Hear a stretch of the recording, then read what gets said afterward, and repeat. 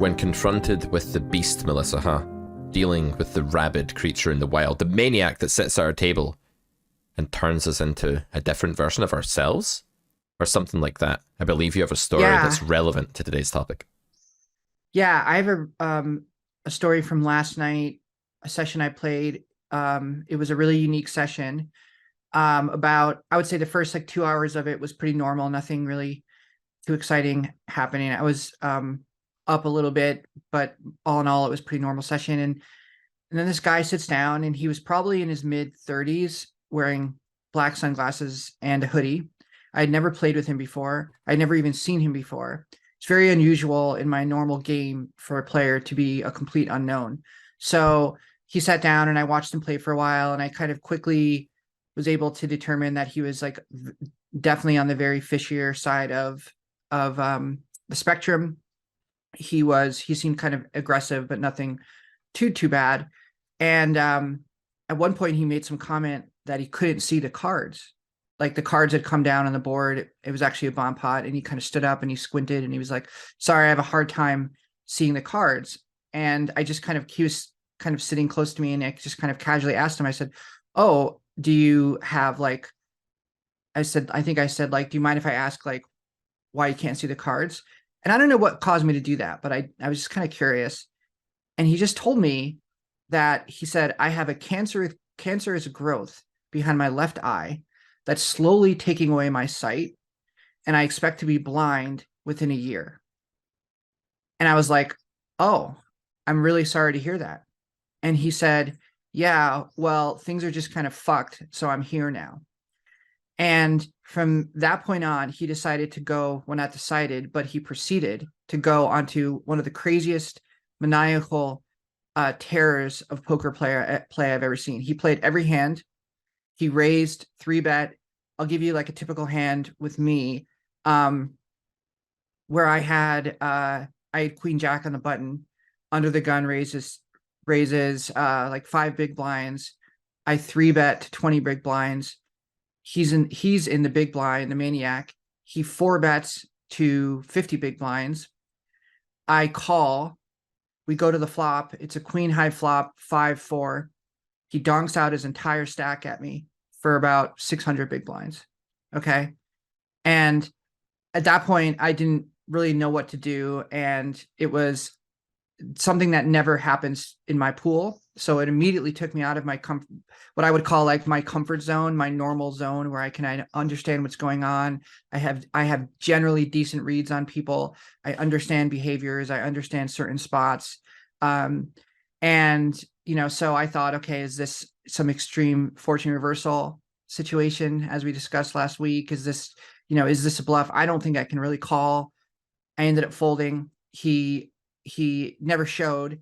But had I known what I knew later in the session, at that point, I would have called, but I didn't understand exactly how crazy he was. So he proceeded to lose, I don't know, 10, 11 buy-ins over the course of 3 or 4 hours. He'd win a hand, but then he'd lose twice that. And I just watched this happen, and I got into a couple of hands with him and did okay. There wasn't really a ton of action toward me, just because I didn't really get into a lot of other spots with him, but a lot of the other players did. And it was fascinating to me to watch these other players at the table who I normally play with, and I know their games and I know how they play, how some of them were completely, it was like transformed. Like they were in pots that they never are normally in. They were playing cards that they never normally play. They were, putting themselves in situations where, you would never see them. It was kind of like this, this kind of cloud had gone over the table, and everyone had kind of transformed into these like shadow versions of themselves or something. It's really interesting and bizarre and kind of fun. And I ended up leaving late. I stayed as late as I possibly could without it being ridiculous. And so, yeah, so I wanted to kind of bring that story to the podcast today and get your take on it, but also to kind of think about, those situations where something happens in poker that's so abnormal and so atypical that it just causes the entire environment to change. Not only you as a player to change, but also the table around you and all the other players. Yeah, it's really interesting. I think there's probably a couple of ways in which people change. One is more of a deliberate, conscious effort to get involved with the maniac. If you imagine, like, it sometimes rains like a lot of money in a certain village or town.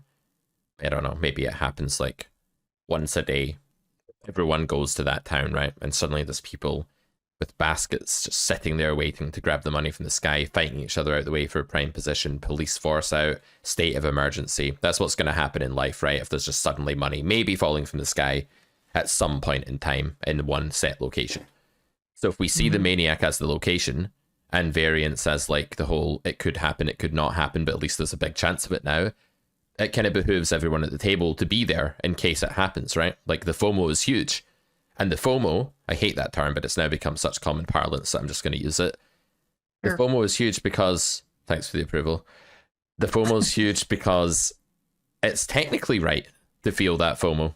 It's technically right to expect your EV to go up. Like if I have Jack 9 suited in the hijack and this guy is in the big blind and I raise and somebody 3-bets and he cold calls, okay, this is like a break-even call in GTO. I could call or I could fold in this cold called pot. I have to call now. It's wildly winning for me to call. This guy's range is like 8-5 off and stuff like that, and he's going to put it all in a 9 high flop, and I'm going to stack him when the other guy has ace-king and folds. Everyone's going to have to play transparently, so it's amazing. So this really is money falling from the sky. There's a legitimate technical reason to get involved in way more pots. Maniacs are incredible. The thing you do with the maniac is you peek up from behind the rock and you see if the money is there, and if not, you just go back down again. You don't try and make them fold. You stick your head above the parapet and you're like, can I have the money? And if the flop gives you a hand, you're like, cool. And if not, you're like, okay, I'll wait for the next spawn. You just invest the minimum. Fold equity and implied odds are inversely proportionate to one another. Because your fold equity has plummeted off a cliff and has landed and splatted on the rocks below, your implied odds must be in the sky. But implied odds only are actualized when you actually hit something. So yeah, people are limping, people are cold calling, everyone's trying to ISO everyone else out of the pot. They're making huge 3-bets when the guy opens to try and price out the other miners. They want to be the only miner in the gold mine, right? That doesn't mean you're always going to strike gold. And that means there's going to be a ton of variance. There's going to be a ton of times when you lose a big pot. You lose like 3 halves of a stack back to back by whipping and not being able to do anything when the guy just donk jams the flop for 6x pot or whatever it may be. So yeah, the technical way in which people lose their minds, so to speak, or become shadow versions of themselves, or become like, I don't know, it's like the mist of chaos descends and everyone now is wearing clown masks and is behaving crazily. Like picturing this like crazed festival of clowns, like that crazy dream I had with the undead on the carousel back in like episode 2. That's a really scary image. Oops, sorry. For anyone listening, Melissa's webcam went off and now it's back on again. Now it's back. I'm just trying to turn up the volume a little bit on my computer. It's okay. We'll fix it in the editing phase anyway. Okay. As long as you can, if you can't hear me, though, I can hear you. That's good. Yeah, I can hear you. So yeah, it's a bit like that dream where the undead were dancing in the carousel, and it's like a different world. It's like the flipped world from Stranger Things, the Upside Down, or whatever it's called. Yeah. You'll see the show, you'll know what I'm on about. But the other reason that happens is a subconscious reason. It's really like being faced with the beast. Like if you imagine that you're sat in the doctor's waiting room, and the doctor comes out and is like, "Oh yeah, Mrs. McDonald, please," and Mrs. McDonald goes into the room. And everyone's reading a magazine. Your behavior there is going to be really standard. You're going to be like, not reading a magazine because you're not a boomer, but like on your phone, like doing something, right? You'll be watching like the Carrot Man on YouTube. You know, your behavior is not going to change. But if you're in that same waiting room and a guy starts running around the place madly, like Jordan Neely comes to mind, like, you know, the story about the guy that was killed on the tube by the Marine recently. And he's kind of like shouting profanities and saying all this shit and saying he's going to kill people or whatever. I don't know the facts, but there's different versions you hear from different people. But if something like that happens, like that Jordan Neely thing happens, suddenly everyone is a different version of themselves, because our brains all have this sort of emergency mode, this fight or flight survival mode that we switch into when we need to. So these people at the table, it's not life or death, but poker can feel a bit like life or death at times, and it definitely brings out the more primal side of us. The other story you were telling me earlier, I won't like go into detail, but of somebody who becomes a bit intolerable when they play poker but is otherwise fine. No one that you know too well, but you sort of told me that about this thing that you'd heard. Yeah, I get that. It does definitely like tweak some of the more primal switches, and it turns up the dial of emotion and fight or flight. So yeah, this mental way, this emotional or subconscious kind of social, cultural way in which we become different versions of ourselves when faced with mania, I think that's really normal because the tribe needs to be able to band together and take action if someone just becomes insane and starts trying to like hit everyone with a rock or something like that. You've got to be a different Mm, version of yourself. And that doesn't just require cognitive choice to change, it requires a different mode, it requires different physiological status, different organs doing different things, different stuff in the blood. I don't know, I'm not a doctor, but you get the picture, right? So all of that's also going on in not just the physical or mental level, but this physiological stuff is changing within people as well because of this guy's behavior. It's a horrific story, but the malignant tumor behind the guy's eye, like I that's know. I awful. know. And I know. like this is a side note, but I really think the casino at that point should do something about that. I don't know. I mean, okay, yeah, I know you're really libertarian, Melissa. You might disagree with me here, but I feel like this guy is maybe not. I mean, if he was in a bar and he was doing that, would anyone stop him? Maybe not. He Maybe wasn't it's the he same wasn't thing. drinking. No, Um, but he's behaving kind of destructively, you could say. But you know what? Nah, maybe we just have to let it be. But I do feel like there's a blurry line here where if this guy actually does have a gambling problem and this is his relapse because of his bad news, yeah. someone should look out for him. But Yeah. it's so hard, you can't just get involved and be like, Floor, this guy's been diagnosed with cancer. He shouldn't be playing. You Right. can't do that.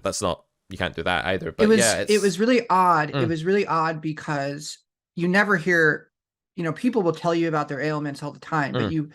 you never ever hear someone say, I have cancer. Like it was very strange. And But the the way worst he part of said it it is, was like, so now I'm here. Like that yeah, causal link. Wow. yeah, yeah.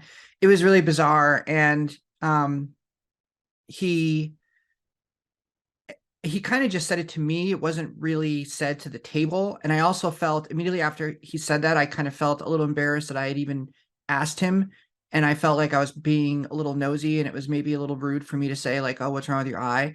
But I was more just trying to engage in some talk to get a little better of a read of who he was as a player and what to expect. This was still early on in the session, mind you, before he kind of lost his mind. And so I still I still needed to get more information from him. Um, and so, yeah, it was a really strange situation, but I think also too, I think, yeah, I think I didn't really, at the time, I didn't think too much of it as being like an ethical issue. But maybe it was, I don't know, to be honest with you. But I generally feel people like no surprise. I've said this before, but I do feel like people have, if people want to be self-destructive, they can. He wasn't hurting anyone. He wasn't being abusive. He was actually wasn't saying much of anything. He would say nice hand if someone called him. He would say, I don't have anything when people asked him to turn up his cards or whatever. And so it was not like he was being verbally aggressive. It was just his play. And he was still there when I left. And so Maybe it's just like the catcher in the rye. It's just like the urge to save the people who are falling from the cliffs. Like you just want to feel like you should be able to do something to help in situations like that where somebody is kind of saying that a really terrible thing has happened in their life and now they're choosing. It's almost like the implication is, so now I'm relapsing into something that I know I shouldn't do or wouldn't normally do because of this, as a way of like expressing it or dealing with it. And it's like, okay, fine. Like we all yeah, need ways of dealing with bad news. If yours is poker, fair enough. Yeah, it probably is too far to be like, Floor, this guy's not in the right frame yeah, of mind to be playing. Like I don't think you can. I don't think that's really what I'm saying. I guess what I'm saying is, man, I wish this guy had a healthier response to this. I wish that he was yeah, okay, and I wish I could do something. I just feel like really quite. I think it's more just an empathetic urge to want to do something about it, and maybe it's that I don't want to take his money. I feel like guilty about taking yeah. his money when he's in that life place. I feel like that's not that there's anything wrong with it. I don't know. It's weird. It's like, is there something objectively morally wrong with everything that causes guilt within us? Like, not necessarily, right? That's a really deep conversation that we'd have to have, and Yeah. probably isn't time for it right here. But man, it's a messed up situation. But yeah, this cloud of mania that comes over the table. How did you feel it affecting you? Like, what kind of things was it doing to your psyche? It jarred me out of my, like I said, jarred me out of my normal mode of thinking of playing. ironically, the last couple sessions I've had have been pretty standard, to the point where I've felt, you know, I've never really felt like anything was kind of out of control or unexpected. It just kind of were kind of very standard sessions. It just kind of felt like clocking in, clocking out every day, which was fine, which is absolutely fine. But no, not really anything eventful, here and there, big pots, but nothing like too crazy. And then this arrived and it kind of was like, okay, now I need to shift. My thinking was I need to shift to a new mode here. And I have an instinct where I think this is something that's becoming less the case now that I'm getting more experience playing, and in different situations. But my initial response is kind of to freeze up and to kind of say like, okay, I have to be really careful here, because all of a sudden it's gone from like a session where I can kind of, probably walk out with the winning session and not have to endure too much stress. Right. But now it's like, I'm going to be put into stressful situations. So that is, whether I like it or not, that's something that's likely going to happen. So I have to prepare myself for that, so that I'm not, holding back on, like you said, like a 3-bet that would be, for isolation purposes or whatever, or I'm not deviating from my normal game in a way that is not kind of plus EV for the situation. And so, in other words, I'm not deviating out of fear or out of, an aversion to stress and aversion to discomfort. And so that takes some work to do. So I had to do that. And then I also had to prepare myself like, okay, like this is like been in like a nice session, like I'm ahead. This may very well turn into a bad session where, I'm down 3 buy-ins because the maniac just happens to bink, a bunch of rivers or something like that. Like it's not unheard of it's very possible that I could get it all in with kings and he could show up with deuce 7 and hit a 7, or hit a 7 on the river or something with a deuce on the flop. So that takes some preparation, but I think overall I was, ready to play and ready to get in there with cards, and I did, and I ended up winning on the session. And a couple of the hands he got into with me, he was doing this thing where like he would call a flop bet, like a C bet, and then when I barreled on the turn, he would 3-bet. So in other words, barrel, like if I barreled like B75, he would raise to B150. So, or maybe a little bit more than that, usually like maybe a B200 or something. And then if I called, or if we got to the river, he'd just jam all in.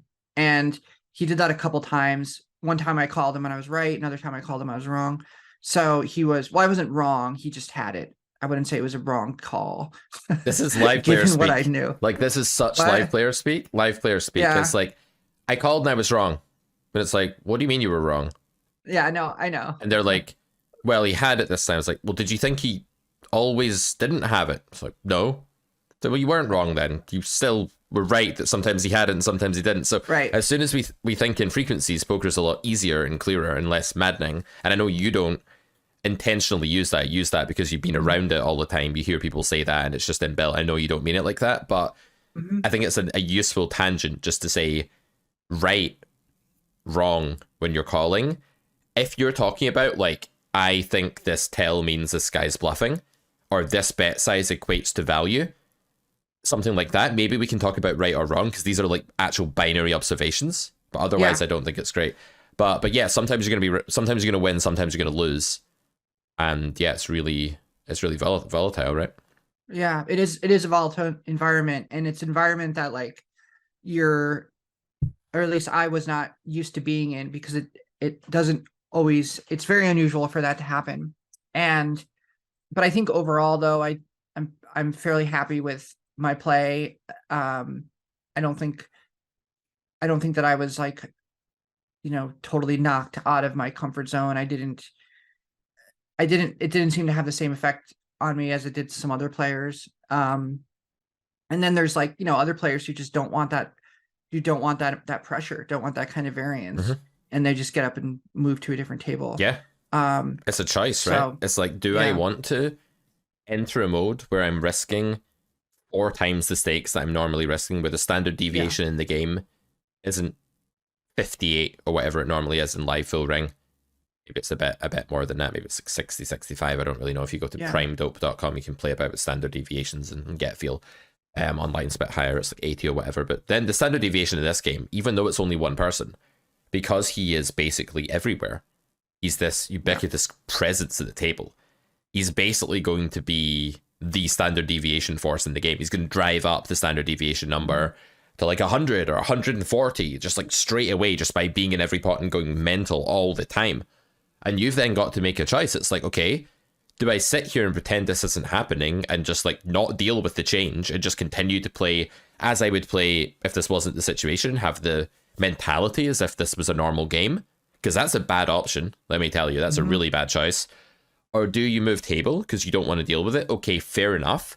Maybe we can work on how to get into a place in future where you have a better chance of getting yourself ready to deal with that situation. But I think option 2 of like leaving the table because you just know you're not in the right frame of mind, you're not going to be able to adjust to it, and you're not comfortable playing with way more variance and way more stakes than what you sat down to. Understandable, especially if you're shot taking, or you don't have the bankroll, or you're like backed by someone who doesn't want you doing that, or whatever it may be.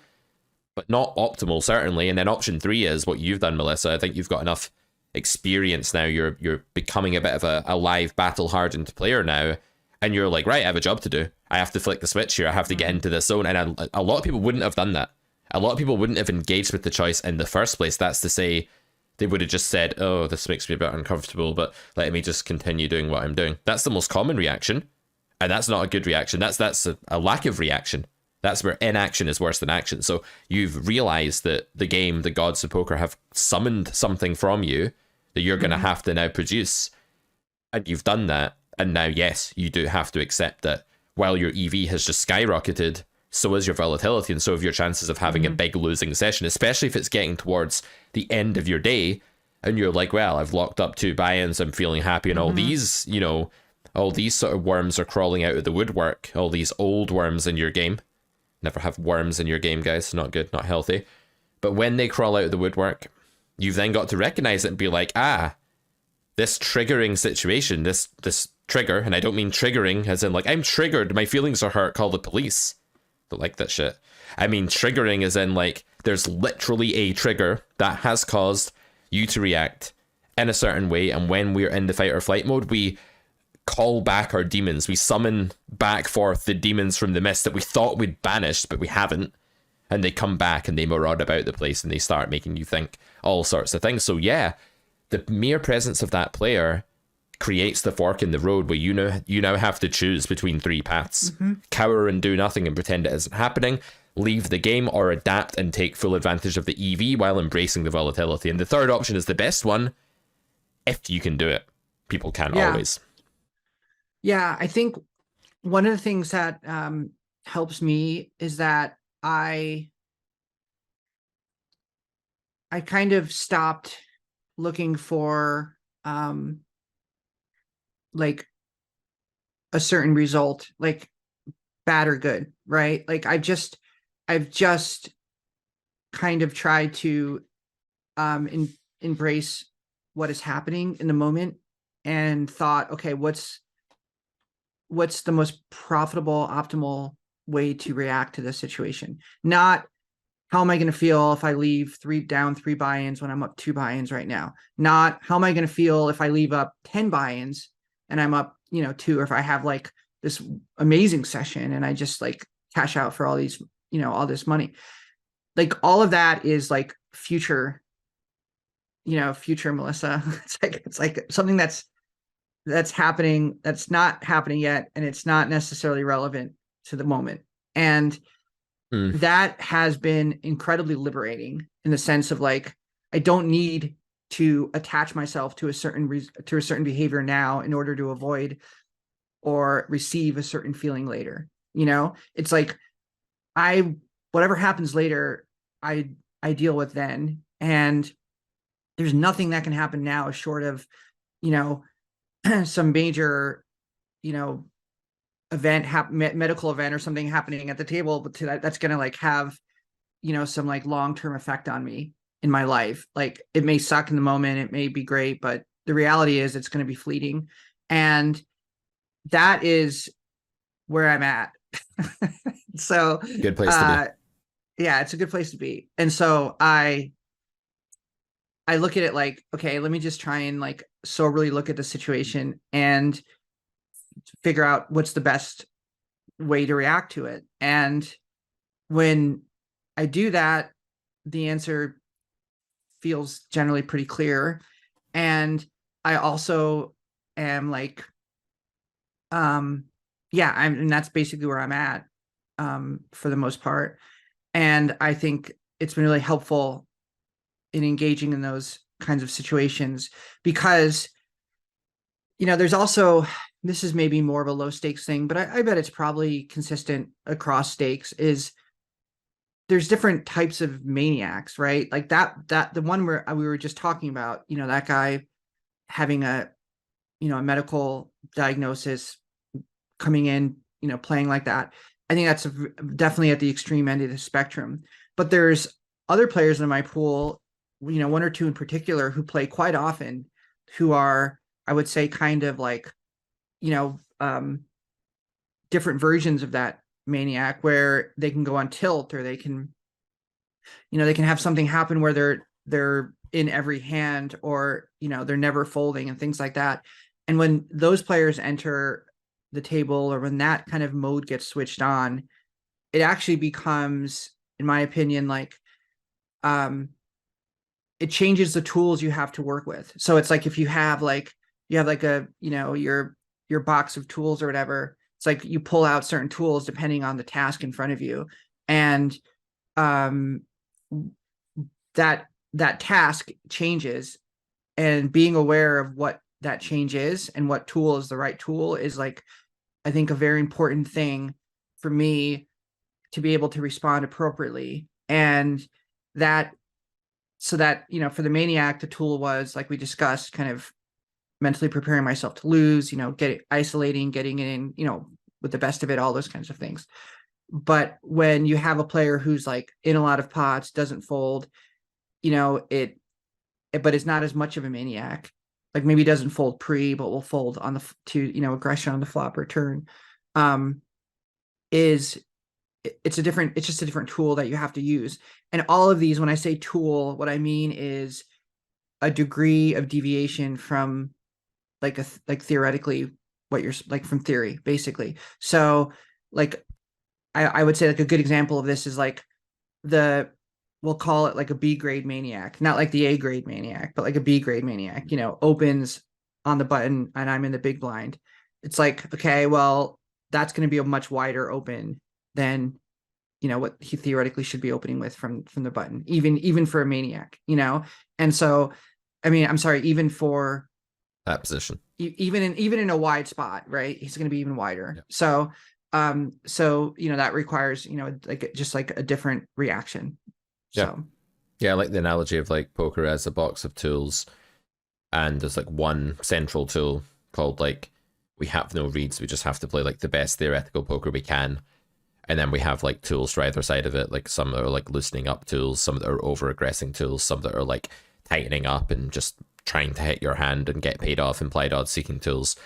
And it's not just a case of loosening and tightening. There's like loads of mindset things that are tools as well. Mm-hmm. So you can have like a normal mindset, which is like, I expect X to happen, Y to happen. And then another tool here is just being able to switch into that mode where you're willing to suddenly take all these risks. And therefore, when a massive pot comes up, it's not quite put a cat amongst the pigeons so much, and you're ready to make decisions. You prepared for it, you know it's coming, so you're handling it a lot better. And I do think that most of the people at your table are unlikely to do that well. I think based on all the work you've done with your mental game and everything, you're a bit of a killer in that respect, that you can do that stuff now because you're so like self-aware.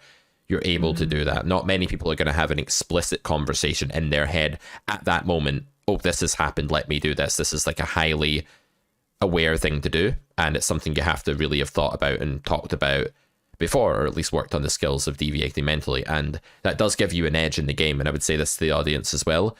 If you have the ability to sort of deviate on the fly like that, to figure out what's happening in a hand as the hand is progressing, it doesn't even need to be that someone's joined the table and is saying how they've got terrible news and they're taking it out by playing poker. That's the extreme.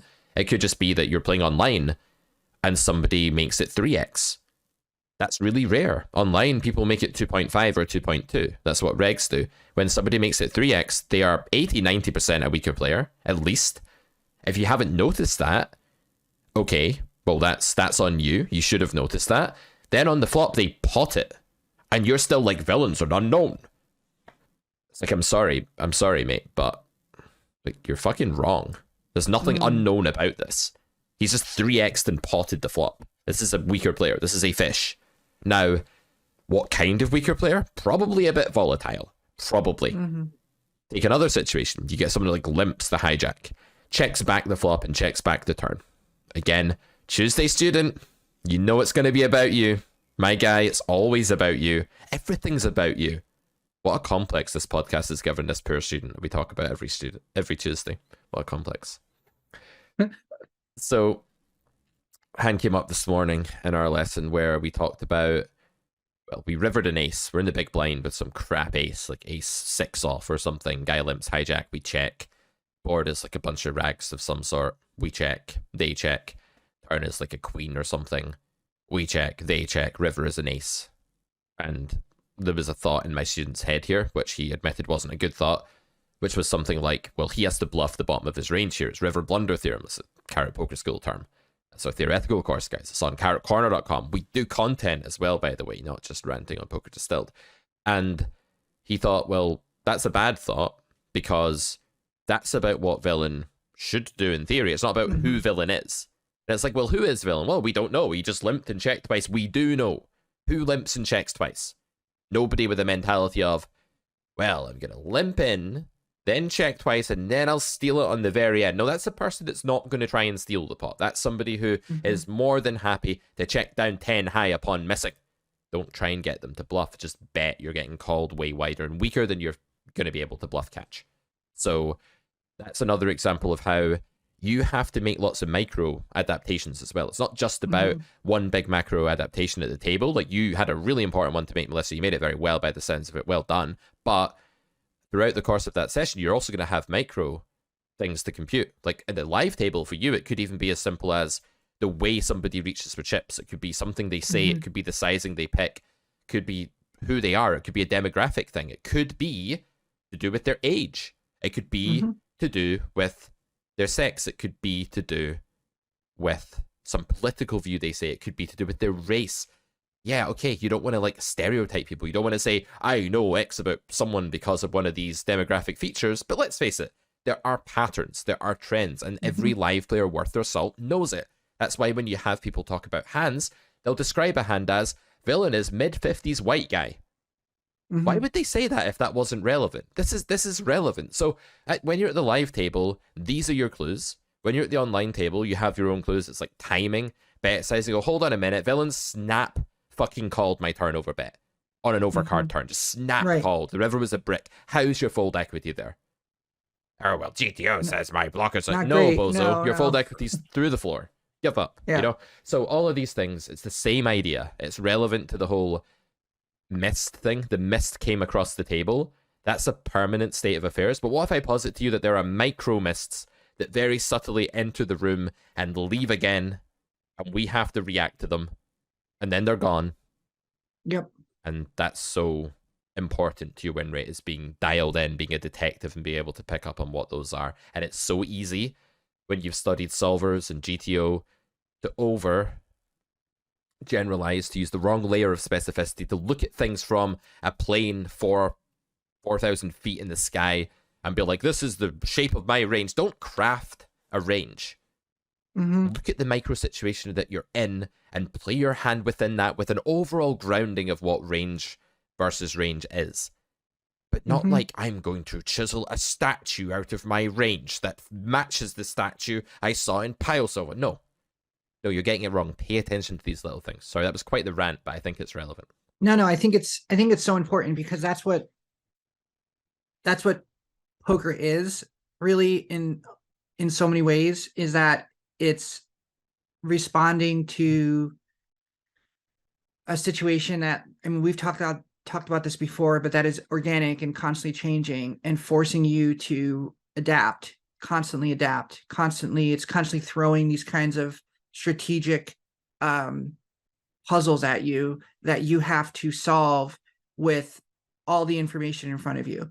And if you neglect, 70% of the information in front of you in favor of the 30% of information that comes from the solver, and that I would say is not in front of you, maybe it's in front of you just as a matter of like, these are the cards, these are the bet amounts, this is the world I'm in GTO, then you're handicapping yourself, I think, in a way that is really, really detrimental, and you're not really playing poker.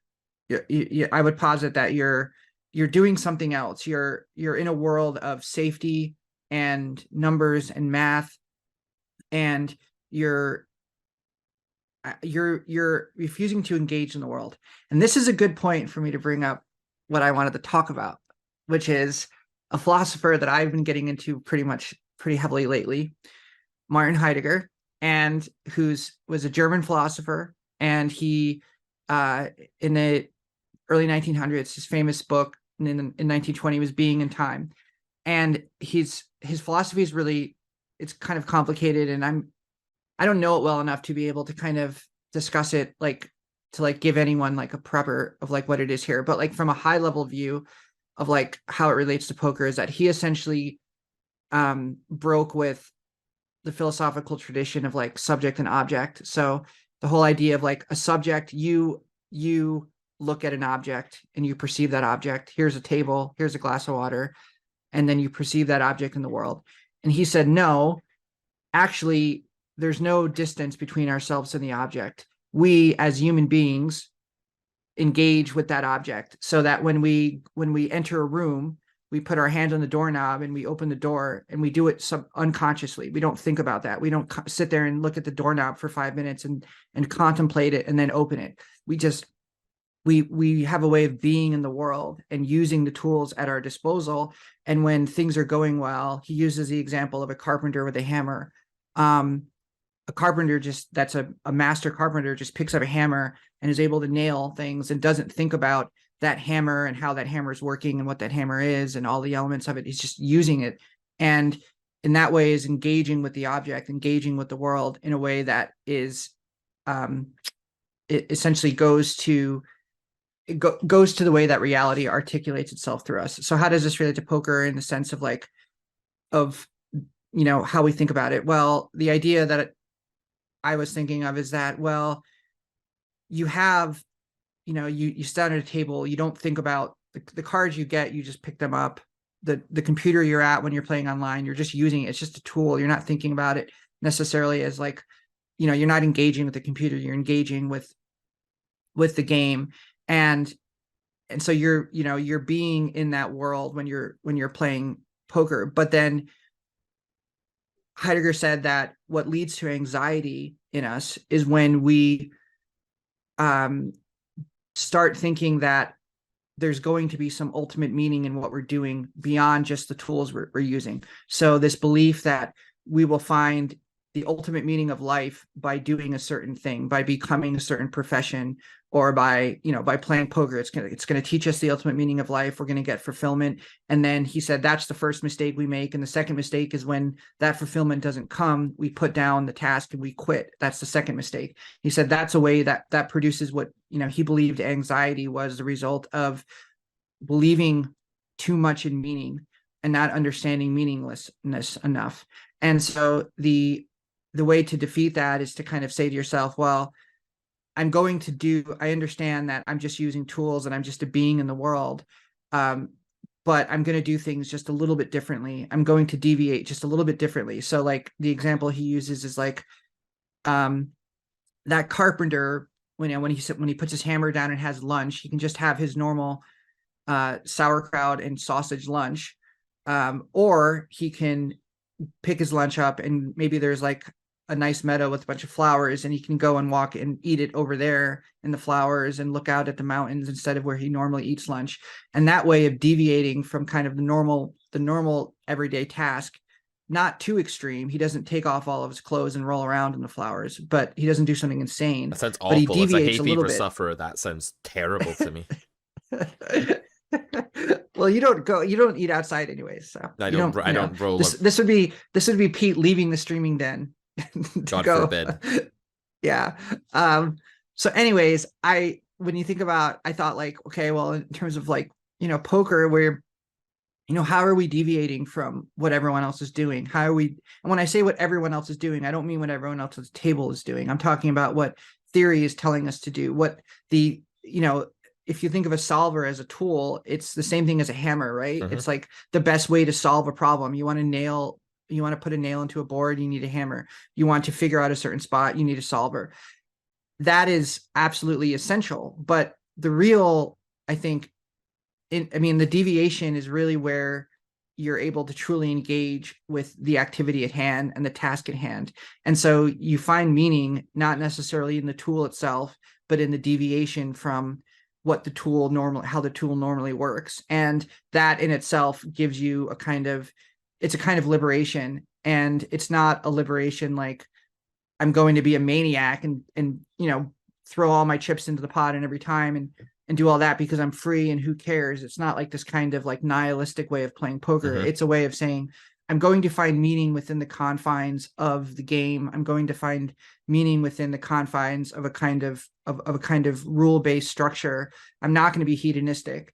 I'm going to be disciplined and I'm going to be committed, but I'm going to deviate in a way that's personal to me Mm-hmm. and that reflects my understanding of what's going on. So the way that I may choose to deviate to a maniac at the table is not going to be the same as a player, even a player that maybe say has the same skill and experience as me is going to choose to deviate. There's going to be differences because we're different people, we're different human beings. And I think that's how you see yourself as a human being reflected in poker. That's how I think you kind of become an individual and I think you maybe become a better human in that way. So that's my little Heidegger rant. I love it.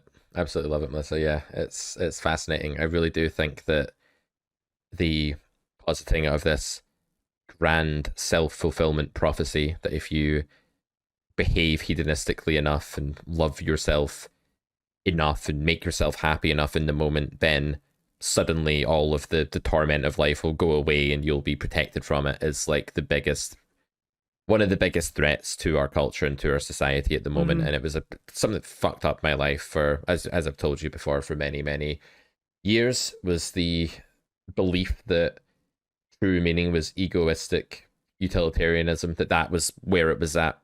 Huge mistake. I love being wrong about things because when you're wrong about things, you realize that you can suddenly do it so much better.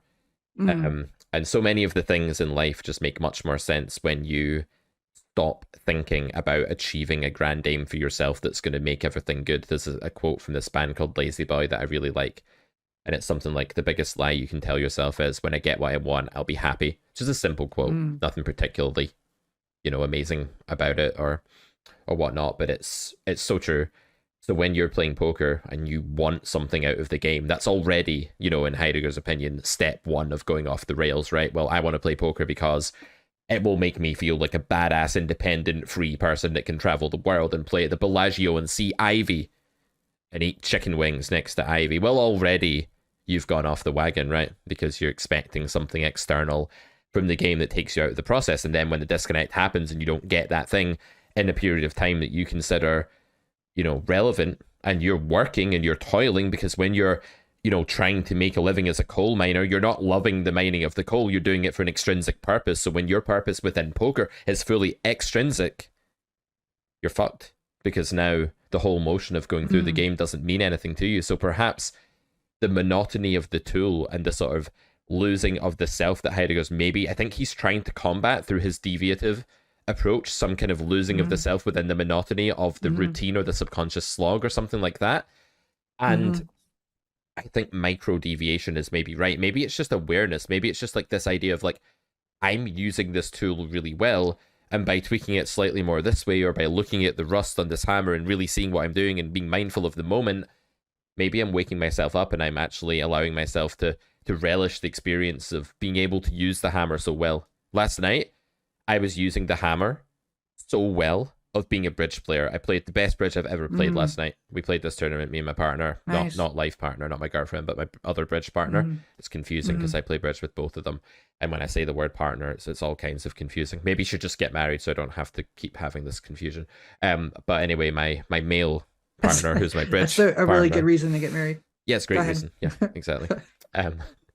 But my vows, like, the main reason, of course, for this wedding is, yeah. So I was playing like this really good bridge. I mean, I played this one hand, and afterwards it was like, I don't mean to like float my own boat here. I kind of do, but after the hand, I just sort of looked at myself, and I was just like, "You fucking beast, Pete. That was like the most Nice. beastly hand you've ever played." And even the old lady that I managed to like pull off this coup against was like, "Well done." And like, it's rare that like old ladies say something like that during a hand. So this was like truly a moment where the whole table could see that I'd done something quite remarkable for at least the level of a club player, right? Like maybe an international player does that all the time or whatever, probably. Uh-huh. But this was something quite remarkable. And I thought, well, why am I doing that? Why am I playing so well? I'd been to the gym, I'd had a run, I'd come back, I'd had a dinner, I'd had a coffee, I'd had a drive, and by the time the bridge started, I was just in this really energized, dialed-in mode, and I was just fully immersed. I was absolutely in the moment. Like, as TJ Cloutier says in one of his old rubbish books, because all the books were rubbish back in the day on poker, Yeah. if a wing fell off a gnat at the end of the table, I would see it, right? So he's like, he's describing being so dialed in that he notices everything. And it's that flow state, it's that engagement with the thing you're doing. Like, maybe we'd get less tilted about poker, we'd get less perturbed by it, if we just remembered that the thing that made us fall in love with it in the first place was an immersion. It was being within the game and being able to just function as one with the game, like you do with the doorknob. You don't look at the doorknob and say, if I put my hand 45 degrees to the right and then rotate at a 27-degree angle, it will start to move, at which point I'll have to exert a bit of pressure and begin to pull gently on the hinge. We don't do that. Well, some people do, but they're the same people that look at solvers too much. Yeah, no, I think that's right. And I think Heidegger would say something like, by coming into poker and expecting, like you said, like, oh, I'm going to use poker to travel all around the world. I'm going to become rich. I'm going to, be able to play with famous players. I'm going to be celebrity. I'm going to play on TV, all these other things. Like, by approaching poker like that, we're actually not playing. We're not engaging with the world. We're not using the doorknob, right? We're maybe looking at the doorknob and saying, oh, that would be a nice thing to like put, like, to cut off from the door and like put onto my shirt and use as like a decoration or something. Like, we're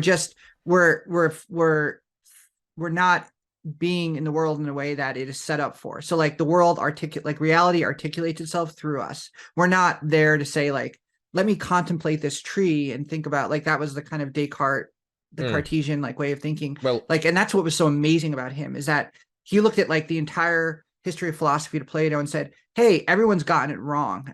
Like, you've not realized this. Like, there's no being, like, human beings, you can be in the world as a human being. It's a being in the world. It's like being in love. It's like this state that you are in, and we are not separate from it. We are engaging with it, and we are constantly engaging with it, and it's articulating itself through us. And there's not this like separation at all. And I think, and that when we fight against that is when it produces anxiety and when it produces disappointment and depression. And I think, and he had a whole theory of why technology is increasing this. He was a little bit of a, I guess you'd call like a technophobe or whatever, but this is the early part of the 1920s and before the Industrial Revolution, or actually after the Industrial Revolution, but as the kind of effect of that was happening, especially in Germany. And so there was a lot of that going on. But regardless, I think that looking at it is like understanding what the tools are in front of you and using them in a way that allows reality to articulate itself through you, and for you to be in that space is what produces, I don't want to call it enjoyment, but it's something like, it's something like a kind of contentment. It's something like a kind of, it's not anxiety. It's not angst. It's not ennui, the way that like Camus would say, like, oh, well, all life is meaningless, right? We get up every day, we do, no matter what we do, it's always going to be the same thing. There's no point, et cetera, et cetera. But Camus said, well, the way that you fight against that is you embrace the absurdity. You understand that life's absurd and you embrace it. And that's your way of fighting against absurdity. And like, that was a kind of like popular existential, existential way of thinking. And there's, a philosopher's name is Sean Kelly, who's, I think he's still alive now. He's still working now, but he has a counter to that. And his counter is like, no, yes, maybe life is absurd, but there are moments when he calls it aliveness, where we are alive in a way that is different than how we normally are alive. So I think when you're talking about, like when you and I talk about reaching that flow state, accessing the A game, achieving a way of like of being so dialed in that you see the wings fall off a gnat at the end of the table, that is aliveness in a way that takes us out of what is, maybe the absurdity of life, takes us out of what maybe something that was causing us anxiety, and puts us into that perfect state of being in a way where like we're just engaging, we're being in the world, and we're engaging with the tools in front of us in a way that is pure and kind of, I don't want to, there's not a religious element to this at all. None of these philosophers were necessarily religious. In fact, I think probably a lot of them were atheists. But the point is that we are using the tools at hand as they are meant to be used. Yeah, absolutely love it. So there's so many things I want to come back on here, and I'm trying to like desperately log them all as you speak. And I'm like, I don't want you to stop talking because it's interesting, but I also like worried I'm going to forget all of the points I had there. Yeah. I'm experiencing a kind of liveness with this conversation because it's just such an interesting topic. I forget how much I love philosophy, and I love bringing philosophy into poker. We should do more of that, definitely. We should get philosophers on this podcast next season and stuff that like would be that. Great. Be awesome. That's a great idea. That's a wonderful idea. I think we could. Yeah, too. we could. Yeah. This was always meant to be a podcast about the philosophical take on poker, and the more we talk about that, I think the better it is for the audience. That's why people are here. So a few points. So anxiety as the separation between the human and what the human is doing, or the human and the world, right? So like this is a really great point. Anxiety is maybe the subconscious realization that disharmony has occurred, something like that. It's not even on a conscious level, it's just disharmony has occurred because you and the world of which you're currently a part, and you need to be very much a part of that in order to thrive and survive and pass down your genome and blah, blah, blah. So no wonder the brain kicks off when the disharmony occurs, because you're no longer engaged with the world. So when you check WhatsApp, instead of driving, you move away from harmony with the world. You in an extremely dangerous, fast-moving vehicle that's like spewing out fumes everywhere and burning through gasoline and diesel. Like, yeah, that thing in you should probably be engaged in a harmonious way. Yet when you drive down the street these days, you see a fucking car veering into your lane and then quickly like realizing that they've done it. They almost fucking killed you because they were like, oh, WhatsApp. Yeah, WhatsApp. They're like on the fucking app, right? So yeah, being, as Heidegger says, like being a technophobe, like I get it. I truly get it. A lot of technology breaks our immersion with the world, and it does it in a really sinister, parasitic way that we don't even notice, and it's dragging us out of reality, and everyone's beginning to realize this, yet the grip is too strong and nobody's doing anything about it. There really should be some kind of anti-technological revolution at some point where we just say, these phone things,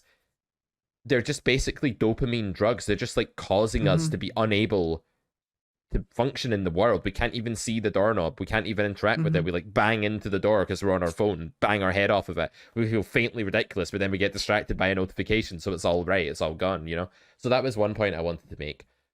Another point I wanted to make is that I don't think life is absurd. I think life only becomes a universe, or whatever you want to say, only becomes absurd when you leave immersion. So as soon as immersion breaks, the human starts to imagine things out with reality. Like, wouldn't it be good if we didn't die? Wouldn't it be good if we were immortal? Wouldn't it be good if, like, this didn't happen, or I didn't have to get up and go to work, or the alarm didn't go off at 8 a.m.? But really, these are all just things that exist. And if you exist with them, you have a much easier time than if you, like, posit things out with them. There's this other quote from the same band, actually, Lazy Boy, and it says, someone once said to Voltaire, life is hard. Voltaire replied, compared to what? And that's kind of funny. It's like, well, what else is there? You are within the world. You're within existence. So, of course, if you then like posit ideas and stuff that's out with your current reality, that's going to be seen by your subconscious as not very efficient for thriving and surviving. So, of course, like, no wonder anxiety follows from there. Also, because we've been able to master so many elements of the world that we are contained within, we've been able to manipulate things around us in a way that really no other species has ever been able to do.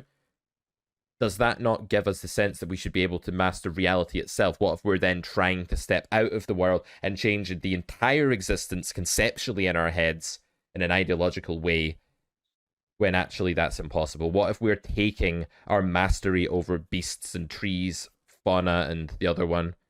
Fauna and what's the other one called, Melissa?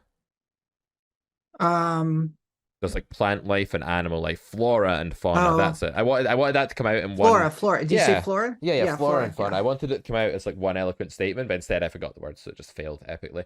But yeah, if we Take could, care of it in post. if only we could realize that our dominion over our surroundings stops there, and it doesn't actually extend to things being different. Like, I'm gonna force my life trajectory to go in this way where I've conquered life and I'm now happy. This itself is Yeah. just a conceptual blunder, and it comes from the idea that you can bend reality by leaving it. Well, one, when you Yeah. leave the universe, you certainly don't have any effect over that universe in any way, and two, it breaks immersion, leads to anxiety, and all of that. How does this all relate to poker? I don't even care anymore. This was a great conversation. I do think it relates to poker because the flow state that you're in, that TJ's in when he sees the wing fall off the net, Yeah. that I was in at the bridge table last night. I rarely get in that at poker because live full ring poker is so slow that I feel it almost makes immersion impossible. We can talk Yeah. about that on another episode. Is immersion impossible when you're sitting there like an inanimate object for 2 hours doing nothing? Yeah, it's Yeah. pretty Yeah. impossible. But at the Yeah. bridge table, you're paying so much attention to everything around you that you can enter the flow state. And at that point, you're just a moving part in the world, and you're doing as you're meant to do Yeah. because you're all part of the one universe, the one thing. And this is sounding extremely like, I don't know, like New naturist or agey. whatever. Yeah, new agey. There's another word for it that I forget now. Like when people are like all, it starts like something to do with like geo, like, you know, the world is like geo. I don't remember the word, but it's like we are trying to be part of the world. We want to become one with it or something. And I Yeah. don't want to sound like, oh, let's be part of nature and let's like leave all of our technology behind and go live in the woods and go back to being hunter gatherers. Like, there's a reason we've evolved, right? We've evolved to Yeah. hopefully reach a place that's better than where we came from. There will be ups and downs along the way. There's going to be sort of Yeah. 2 steps forward, 1 step back. That's how evolution goes. That's how societies go generally. But at the end of the day, that flow state it's a really magical thing. And But I think oh sorry, I didn't mean to interrupt no, and just your the point. more Your we conclusion. remember it, all I was going to say is the more we remember that it exists and we're aware of the things that drag us away from it, I think the Hmm. happier our life can be. And yeah, maybe ultimately Absolutely. we're still going to perish and we're still humans and we're still mortal. But is that really absurd, or is that just the way things have always been? And would you rather Yeah. flourish in the absurdity or try to fight against it and step outside it and try to have dominion over it? Because you can't, right? Right. Right. Absolutely. No, I think I would agree with you. I'm not so much of a believer in the life is absurd kind of Camus popular existentialist take, but I do think it's an interesting kind of way to frame some of this discussion because Heidegger was like an early existentialist. He never really called himself an existentialist, but I think he's kind of like early into that. A lot of the French philosophers took it much farther, but they all looked at him as kind of the major influence, and Being in Time is like kind of the foundation of that.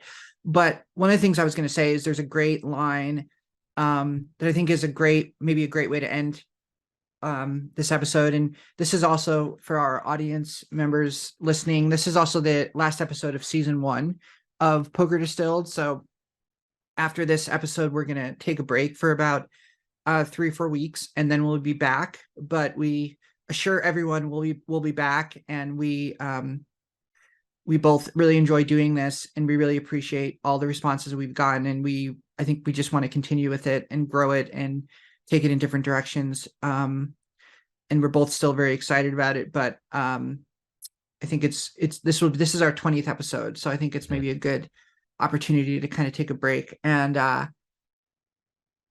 so what I was going to say is there's one of the critiques of Heidegger, or not a critique of his philosophy, but just writing about his book that's kind of writing about him, says that, Heidegger's philosophy can be boiled down to sticking with something, but never getting stuck. So that means that you can commit yourself to something. You can commit yourself to being in the world. You can sacrifice. You can put the hard work in to do what you need to do to use the tools presented to you. But you have to realize that you're not going to find ultimate meaning. You can't get stuck. You can't believe that just because you're sitting there for 2 hours, that the flow state that you're not able to achieve the flow state, and therefore the day has been a failure.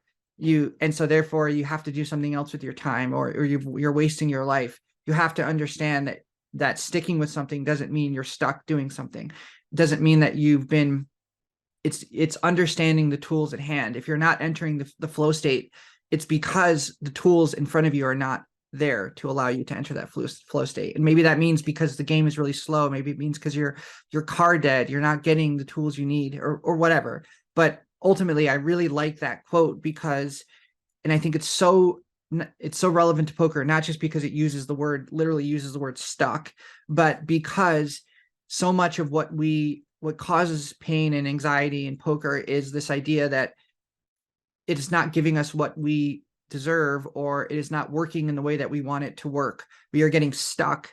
We are sticking with something. We are coming back day after day. We are grinding. We are studying. We are learning. We are trying to get better. We are sticking with it, but we are getting stuck. And I think the key is for Heidegger is sticking with something without getting stuck. So it means putting the work into it, but not allowing yourself to get so stuck into the results, stuck into the idea that you therefore need to get something out of it, that you're going to find some ultimate meaning in it. That's not the way. That's what will produce anxiety.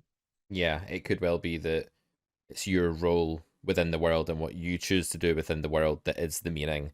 It's not that everything is a means to an end. Some things are the end within themselves, and they just are, and they may be fleeting, and maybe one day all of this will be gone.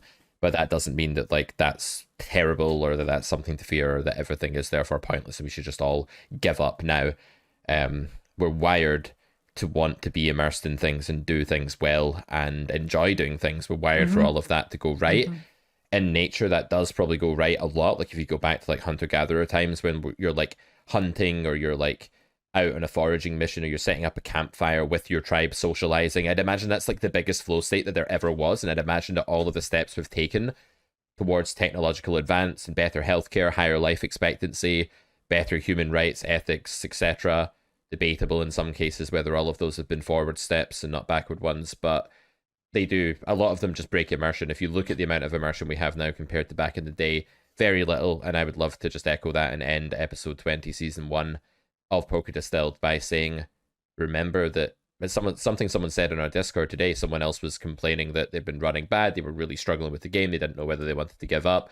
And someone said, remember, it's a game, and remember why you got into it, and remember that there is an element of fun and immersion in losing yourself within the game. And when you have a session like that online, it's easier. You're a bit more involved. You've got plenty of action.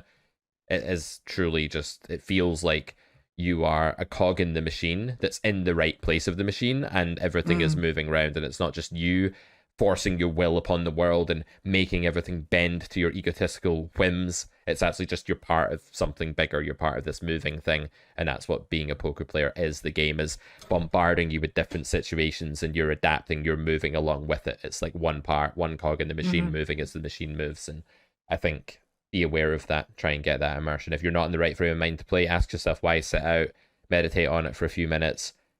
Try and get as close to that state as you can, because poker is one of the things that allows you to get into flow state. At least online poker is anyway. Live poker, we'll talk about that in season 2. I also think in season 2, Melissa, just real quick, we could get some guests on, as I said. Not every episode, because I do like our chats sometimes, but like one in 2, 1 in 3, whatever it may be, we may get a guest on and talk to them about something that could be an idea. On that note, if you know someone, or you think you might have something to add about philosophical topics, poker topics, if you're well known in the poker industry, obviously that helps us grow. If you think you might be someone we'd want to talk to, get in touch, support@carrotcorner.com. Add me on Discord, carrots with a Z, carrots plural, that's with a Z, CARROTZ 9127. It's carrots with a Z 9127. Add me on Discord, let us know. And yeah, I think this has gone down really well. I've really, really enjoyed making Poker Distilled. It's even more fun than I thought it was going to be. And yeah, I think that this has a lot of room to grow. It's already bigger than I thought it was. People mention it in passing. The number of people that mention this podcast to me in passing is good evidence to me that due to Spotify and stuff, we just don't know how many people are listening, Melissa. I think it's more than it feels when you're just looking at like YouTube comments or something like that. But do keep them coming as well, guys. We really appreciate the comments on YouTube, where we can have a bit more of an interactive forum. All right, shall we wrap up there? I think we should. This has been great. Thank you everyone again for listening, and please reach out if you have any comments, and we'll be back soon. Yeah, we'll be back when, roughly August, I would imagine, something like that. Yeah, I would say early August, first week in August, maybe. Yeah, that sounds good. All right, guys, we'll see you then for episode 2 of Poker Distilled. No, season 2. Episode 21, as I said, of Poker Distilled, season 2. Good catch. I was like, why do you look so confused? That was a great ending. You're like, we'll see you at episode 2. That's called Chaos and Order. It was a very good episode. It's about my dream. Go back and check it out. It's a good episode. It is a good episode. So if you yes, you can use the next month to go back and fill in. You want to become a completist. Maybe we'll give out some kind of prize or something to someone who's listened to every single episode. But yeah, if you want to be a completist, you can use the next 4 weeks to go back and catch up. Absolutely. So. Or you can just take some time off and relax on the beach or whatever as well. That's fine too. Yeah. All right, guys. We'll see you back here for season 2 of Poker Distilled. Bye for now.